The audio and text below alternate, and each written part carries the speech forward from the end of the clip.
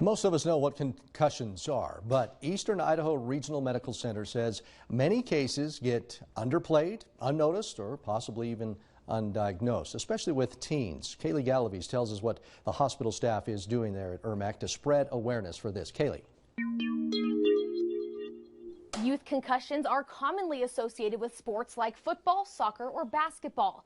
The University of Pittsburgh Medical Center estimates 1.7 to 3 million concussions occur every year due to sports and recreation, half of which ever get reported.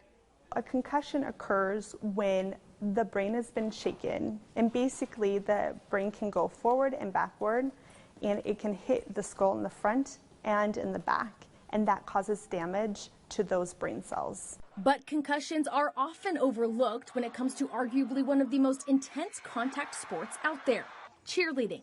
Cheer is really interesting because all spots of cheer in a stunt, so the bases, the back spot, as well as the flyer, all are at equal risk for concussion. Athletic trainers provide aid at football and basketball practices and games, especially in most high schools. But cheerleaders don't get that same assistance, and there's a good number that gets hurt. 6 to 10% of cheerleaders, by the statistics documented in our research, is what happens each year during the season of cheer. I think that this is actually an underestimation just based off of the fact that we don't have healthcare professionals at each and every practice. Olivia Burnside was a high school cheerleader for 3 years.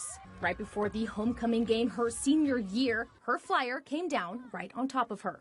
And I just remember my neck snapping back, and I kind of blacked out for a few seconds, and then the next thing I knew I was just on the floor and there was people all around me, and I was just kind of I'm fine, I don't really know what happened. I had a pretty bad headache, I felt really nauseous, but I was just gonna ignore it. I was gonna perform at homecoming. After being evaluated, she was out with a concussion for over a month. I didn't know that this could lead to serious brain damage in the future. It's so scary, and I feel like cheerleaders don't really know that. Most people don't really know the long-term damage that can occur. That's why the Eastern Idaho Regional Medical Center is holding a free workshop exclusively for cheer teams, coaches, and parents to educate them on concussions and their severity. We'll talk a little bit more in depth, though, about cheer and what are the potential risks of cheerleaders in concussion, as well as the signs, symptoms, danger signs of symptoms, treatments, rules for parents, and also Idaho state law.